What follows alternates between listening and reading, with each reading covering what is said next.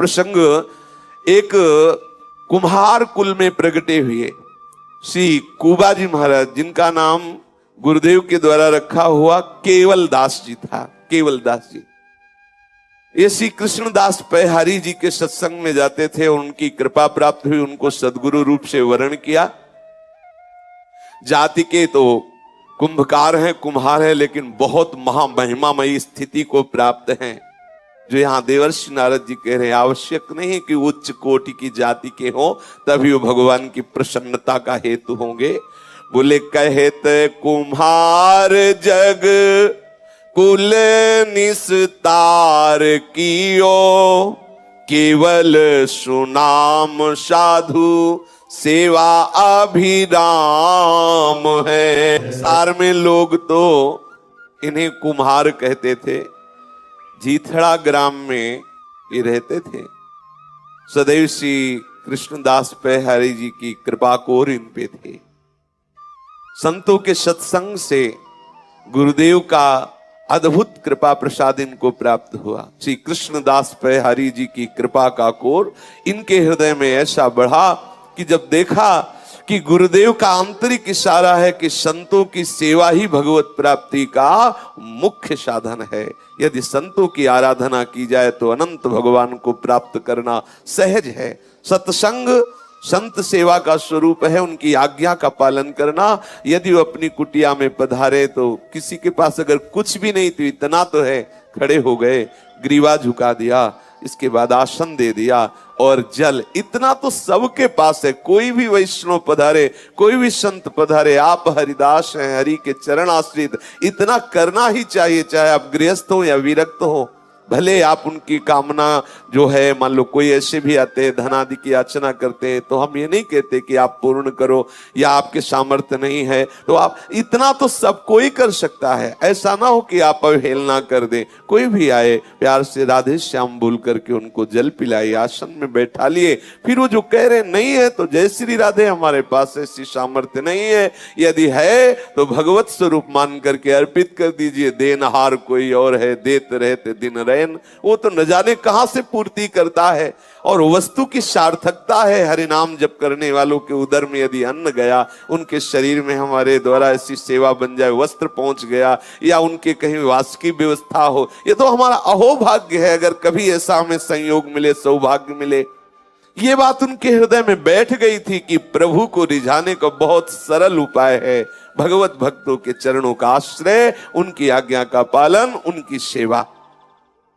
लोग कहते तो थे इनको कुंभकार, लेकिन सही पूछो तो वास्तविक कुंभकार है। जैसे कुंभकार है ना, कुम्हार मिट्टी लाता है और उसको पात्र का रूप देता है और फिर तपा करके उसमें जल भरने योग्य बना देता है। ऐसे ही जो इनके समीप आ जाता तो ये उसके हृदय में भाव की रचना करते और भक्ति सिद्धांतों से उसे परिपक्व करके, तपा करके प्रेम रस रखने योग्य बना देते। ये ऐसे कुंभकार थे।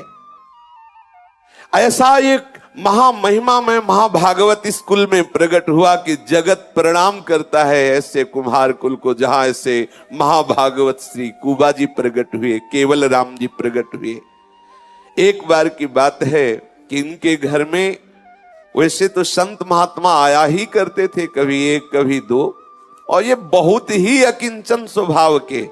ये केवल 30 बर्तन बनाते थे और रोज एक बर्तन बेचते, उसी से जो आता उसी से संत सेवा और अपने घर का पालन कर। ज्यादा इसलिए नहीं बनाते थे कि भक्ति का सिद्धांत है छठदम सील बिरत बहुकर्मा, निरत निरंतर सज्जन धर्मा। बहुत से कार्यों से वैराग्य धारण करके उचित जो व्यवहार कार्य हो करे, नहीं निरंतर जो साधु महात्मा जन अपने चित्त को प्रभु में लगाते रहते, वही हमारा चित्त लगे। यदि हम बहुत व्यापार, बहुत नाना प्रकार की क्रियाओं में अपने मन को फैलाएंगे तो हमारा मन एकांतिक भजन में नहीं लगेगा।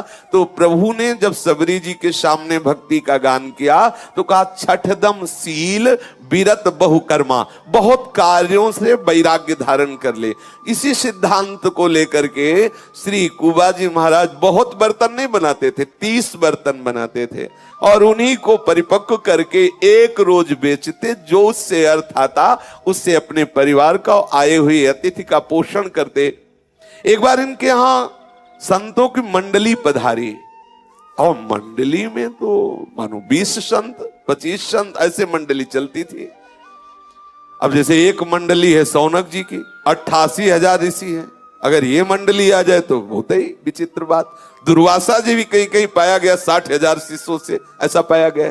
तो संतों की पहले मंडलियां चलती थी, तो 20-25 संत होंगे। ऐसे एक मंडली श्री कुबा जी के घर आई और ऐसे भजन परायण महात्मा के गृहस्थी में कोई ऐसा नहीं कि बड़े बड़े गोदाम लगे, क्योंकि 30 बर्तन बनाना है और रोज एक बेचना है, जो आ जाए उसी से। तो कितना केवल उदर पोषण के लिए होता, बर्तन कोई सोना चांदी थोड़ी है, रज के बर्तन है, जितने के भी बिकते होंगे उसमें कितना बचता होगा, कैसे परिवार का पोषण। लेकिन ये निरंतर भजन परायण उतने में ही संतुष्ट रहते। अब जब घर में देखा तो संत सेवा के लिए कोई व्यवस्था नहीं और संत मंडली घर में आई हुई, सबके चरण पखारे, सबको आसन दिया, विराजो। पत्नी से कहा कि अब हमें कहीं जाना पड़ेगा, कर्जा लेना पड़ेगा, संत आए हैं, भूखे नहीं जाने देंगे। देखो वैसे अगर ये हाथ जोड़ के कह देते हमारे पास व्यवस्था नहीं है तो कोई दोष नहीं लगता, लेकिन ये प्रेमी जन है, इन्होंने विचार किया मैं कर्जा ले लेता हूं, संतों के लिए कर्जा ले लेता हूं। संतों का आतिथ्य प्रभु की प्रसन्नता का स्वरूप है, इसलिए ये भगवत पार्षद साक्षात चलते फिरते भगवान के मंदिर हैं। संत जन भगवान साक्षात संतों के हृदय में प्रकाशित है और चलते फिरते ये मंदिर है। एक मंदिर है जहां हमें चल के जाना पड़ता है और एक ये मंदिर है कि चल के आते हमें दर्शन देते हैं। साक्षात भगवान के ये चलते फिरते मंदिर हैं संत जन। अब ये किसी महाजन के पास जाते और कहते कि 20-25 संत भगवान आए हैं, उनके लिए हमें थोड़ा आटा दाल चावल घी चाहिए, आप हमें दे दो, जो काम बताना वो हम काम कर देंगे, आपकी सेवा कर देंगे, या कर्जा रूप में दे दो तो हम अपना बर्तन बना के बेचेंगे, फिर धीरे से आपका कर्जा मैं ब्याज सहित दे देंगे। प्रायः महाजनों ने, जो धनी मानी थे, उन लोगों ने मना कर दिया कि गरीब आदमी है, इनको क्या दें, और जो देंगे तो पता नहीं कितने दिनों में दें। एक थोड़ा चतुर चालाक स्वभाव के थे, उन्होंने कहा कि देखो हमारा एक काम है, अगर तुम कर दो तो जितना कहो हम भोजन सामग्री दे सकते हैं। हाँ हाँ बोलिए आपका क्या काम है? बोले कुआं खोदना है। उस समय पानी के लिए कुआं ही होता था। मुझे जल चाहिए, जल के लिए कुआं चाहिए, और वहां कुआं खोदना मतलब 80 हाथ के नीचे कहीं पानी मिलता था। अब वो तय कर लिया। देखो कैसा स्वार्थी स्वरूप होता है धनी मानी जनों का। केवल भोजन संतों का करवाना है, वो जो चाहो आटा दाल घी ले जाओ, लेकिन आपको कुआं खोदना पड़ेगा। और ये इतने भगवत भक्तों की आराधना में तन्मय कि केवल इतने पे तय हो गया, ठीक है आज तुम हमें घी बुरा आटा दाल चावल ये दे दो, आज हम संतों को भोग पवाते हैं, फिर इसके बाद हम आपका पक्का वादा जितना जैसा कहोगे वैसा हम कुआं खोद देंगे। स्वीकार कर लिया प्रसन्न मुद्रा में। अब जो जो आवश्यक सामग्री थी उसने दे दिया। अब इनके हृदय में बहुत आनंद है कि जिन संतों के केवल एकमात्र जीवन आधार भगवान श्याम सुंदर है, आज उनकी आराधना करने का मुझे प्रभु ने अवसर दिया है। ऐसे आनंद मगन होकर के बहुत सी सामग्री ला करके संतों की सेवा कर रहे हैं। सुंदर सुंदर पकवान आदि बनाए, भोज्य पदार्थ बनाए और ठाकुर को भोग लगाया और सब संतों को पवाया। खूब आनंदित हो रहे हैं।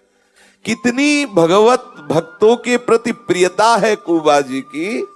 केवल संतों के उदर पोषण के लिए वो सामग्री देगा और आप ही कुआं खोदेंगे। कितनी बड़ी बात थी कुआं खोदना। अब आप सोचिए, थोड़ी क्यारी खोदना हो तो बात अलग, पूरा कुआं खोदना है 80 हाथ का, तभी वहां से जल निकलेगा। अब जब संत भगवान सुंदर प्रसाद पाए, 1-2 दिन रुके और फिर चले गए, तो इन्होंने वादा किया था कि मैं सेवा करूंगा, कुआं खोदूंगा। बड़ी रसमयी स्थिति है। एक एक फावड़ा चलाते हैं, हर फावड़ा में वो नाम उच्चारण करते हैं, राम राम सिया राम सिया राम। पत्नी को प्रार्थना करके साथ लाए हुए हैं। वो मिट्टी के तसले को उठवाती है, फेंकवाती है, और उससे भी कहते हैं कि अगर बात करना है तो हमें राम नाम संबोधन करके बात करना। बात करने जैसे अपने लोग बात करते हैं, राधे ऐसा संबोधन करते हैं, श्री हरिवंश ऐसा मतलब हमें पुकारा जा रहा है या हमें संकेत किया जा रहा है। वैष्णव जन आपस में संकेत भी करते हैं तो आराध्य देव के नाम से ही संकेत करते हैं। अब वो इस भाव में मगन है कि इसने संत सेवा के लिए हमें जो सामग्री दी, मुझे पूर्णतः वादा निभाना है। स्वार्थ लोभी महाजन को तो आनंद हो गया, थोड़ा सा अन्न देने पर इतना बड़ा काम करवाना, उसके लिए तो और लाभ का विषय है। अब ये भगवान नाम कीर्तन करते हुए एक एक फावड़ा मार मार करके रज भरते तसले में, नाम उच्चारण करते हुए तसले को फेंकते जाते। श्री केवल राम जी उस महाजन का कुआं खोदने लगे। खोदते समय आप तोते की तरह भगवान नाम उच्चारण कर रहे हैं, क्योंकि रस में डूबेंगे तो फावड़ा कैसे चलेगा, कैसे मेहनत होगी। इसलिए यहां तोते का शब्द केवल रटन। अगर चिंतन में डूब गए तो सेवा कैसे बनेगी। तो जिभ्या से जैसे तोते को सिखा दे बोलता रहता है, ऐसे जिभ्या से निरंतर सिया राम सिया राम सिया राम एक एक फावड़ा मारते हैं, कुआं खोदते जा रहे हैं। जैसे जैसे फावड़ा मारते हैं सिया राम मिट्टी निकाल के तसला में स्त्री को संकेत करते हैं अपनी पर, सिया राम अर्थात उठवाओ, और उठा सिया राम, एक एक कदम आगे सिया राम सिया। कितना सुंदर भजन पद्धति। और उसको फेंकते हैं रज को, फिर सिया राम, फिर आके खोदते हैं। पूरा ऐसे फावड़ा चलाना, तसले में डलिया में भर करके उसे फेंकना, और उनकी पत्नी उनका सहयोग करा देती है, उठा देते हैं। नाम में डूबे हुए निरंतर नाम रटते हुए बैठते हैं तो राम, उठते हैं तो राम, बोलते हैं तो संकेत में राम, जब प्रसाद पाते हैं तो राम, पानी पीते हैं तो राम, हाँ घर में बैठे हैं तो राम, जाग रहे हैं तो राम, सो रहे हैं तो राम, हाँ एक एक श्वास राम राम राम। अगर वो कुछ दे रहे हैं तो राम, कुछ ले रहे हैं तो राम। सुंदर नाम में डूबे हुए उनकी ऐसी सेवा प्रारंभ हुई। कुछ और नहीं जानते, क्योंकि कोई वेदों का स्वाध्याय, पुराणों का स्वाध्याय कुछ नहीं। नाम, सत्संग सुनना, गुरुदेव ने जो नाम दिया उसी में चित्त पूर्ण रूप से समाहित करना। अब वो कुआं खोदना नाम रटते हुए प्रारंभ किया। अब महाजन को प्रसन्नता हुई, बहुत सस्ते में कुआं खोद रहा है। खोदते खोदते रेतीली जमीन आई, चारों ओर से कई हजार मन मिट्टी खिसक गई। एकदम रेतीली मिट्टी थी और 80 हाथ खोद चुका था, बस पानी निकलने वाला ही था कि ऊपर से पहाड़ी फट गई रज की, और नीचे केवल राम जी दब गए, केवल दास जी। अब वो मिट्टी इतनी थी कि जब लोग दौड़े वहां, उनकी पत्नी आवाज की रोने लगी। लोग दौड़े तो देखा हजारों मन मिट्टी ऊपर लद गई, तो बोले अब तो सवाल ही नहीं कि बच सके, क्योंकि इतनी मिट्टी वहां सांस ही लेने की जगह नहीं, तो निकालना बेकार है। अब कौन मिट्टी हटाए भी तो बचेंगे नहीं। अब उनकी पत्नी को समझाया, कुछ ले दे करके उस धनी मानी ने कि भाई तुम्हारे भाग्य में ऐसा था, ऐसा आदि। अब 1 महीने तक कोई उस कुएं के आसपास भी नहीं गया, क्योंकि बड़ी दुखद घटना घटी। एक दैन्य भागवत दब गया। अब पत्नी तो राजी हो गई कि जैसा प्रभु का विधान, जैसा हमारा प्रारब्ध भोग। 1 महीने की बाद जो है उधर से कोई निकले तो एक ध्वनि सुनाई दी भगवान नाम की, सिया राम सिया राम सिया राम सिया राम। ऐसी ध्वनि सुनाई दी आने जाने वाले लोगों को।